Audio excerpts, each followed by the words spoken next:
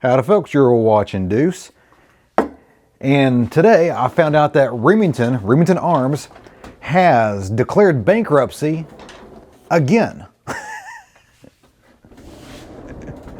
During the pandemic. So how in a pandemic time period, when a gun store, your average gun store, cannot keep a firearm on the shelves because they're flying out of the door so quickly, how can one of the oldest U.S. manufacturers of firearms go bankrupt? Frankly, because Remington sucks. Why does Remington suck? They have engineers, they have all this history, they have a huge company. How can they suck so bad? Well, they were purchased many years ago. They were purchased by a company called Freedom Group. And Freedom Group is a company that goes around and purchases usually firearms companies, but companies in general. They've purchased companies that are kind of a little bit on the shaky side financially, and they purchase them, they get rid of the quality control team, they engineer everything down to be manufactured the cheapest way possible, the quickest and cheapest way possible to get the product out the door, and hope that the name recognition sells enough products before people find out that they suck. Well, it has now become very well known that Remington sucks. Their new nickname is Rustington versus Remington because there's been so many instances where people have purchased or even looked at brand new firearms still in the box. They open up the box and the thing is rusted all to heck. I have seen 1911s, Remington 1911s, which is one of their better options. I have seen those where the extractor is completely rusted in place, completely locked up.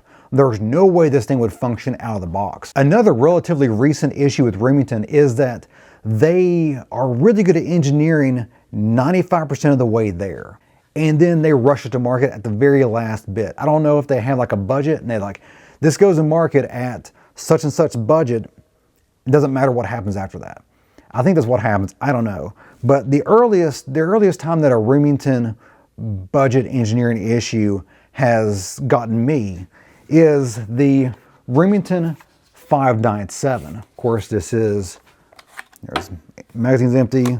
All these firearms I'll show you today are empty. But the Remington 597 is a fantastic 22 semi-automatic rifle. Great engineering involved with the bolt is great. The receiver is fantastic. Everything about this rifle is great. Except when they first came out, for about the first 4 or 5 years, you could not get the thing to run. And the reason was because they cheaped out on the magazines. The little cheap magazines, they went extra cheap. The whole thing was plastic. And the magazine would work fine for 5, 6, 7 times at the range. But then after that, the magazine would kind of basically delaminate inside and it would be a jam master. You would not be able to get through a single magazine full of ammo once after that. And you could buy a new magazine, they'll replace the magazine for you if you complain bad enough. Wouldn't matter. It'll still be the same junk magazine. There was no other option. You only had this one specific design of junk magazines. They went through 2 or 3 different iterations of this magazine before they got it right. And when they got it right, perfect. But by then, the damage had been done. More recently, they came out with the Remington R51 pistol. I love this pistol. I like a lot of Remington products. I really do, which is why I hate this so much. The Remington R51 is such a fantastically engineered product. It's such an unusual design. They're so easy to shoot. They're so easy to conceal. This is actually one of my concealed carry firearms. But when these first came out, you could not get through an entire magazine without it jamming. There were a lot of times where people would have to rack the slide for every single round. I bought the updated version.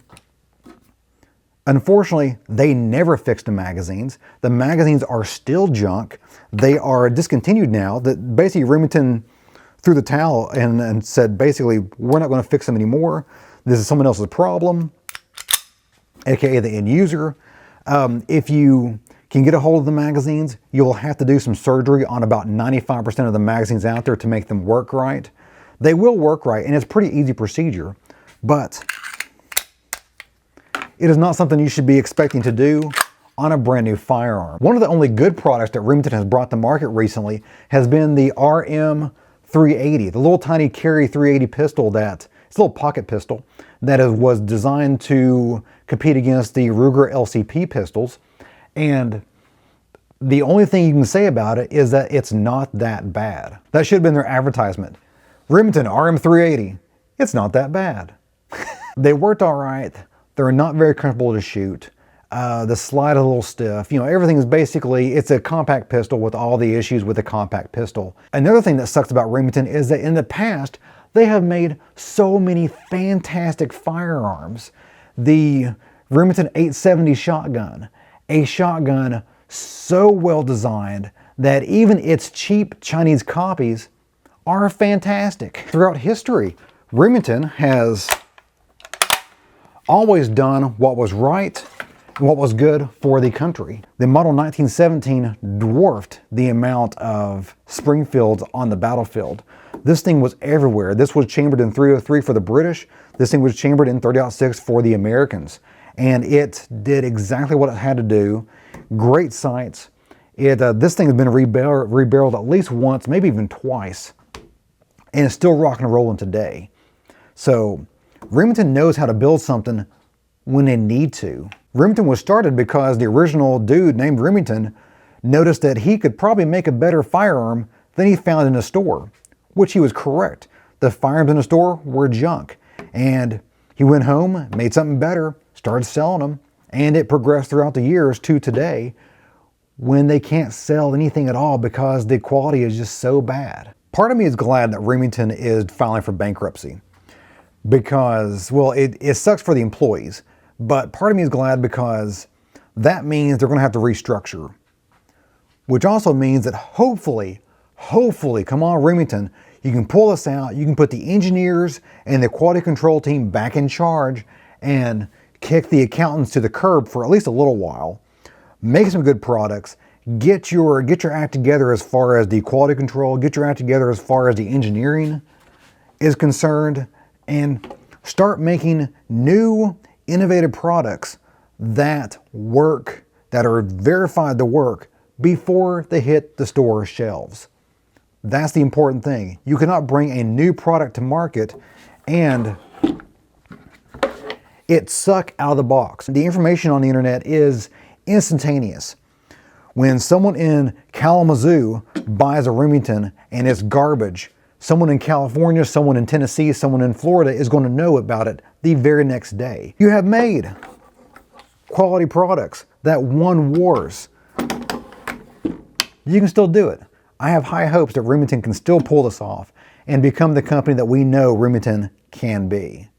Well, guys, that's for me today. I hope you enjoyed it. If you did, give me a like and go subscribe. A lot more is on the way. If you want to stay on Deuce and Gunner channel, go ahead and click on one of these two videos right over here, and that will keep you watching away. And as always, you guys have a great day. See ya.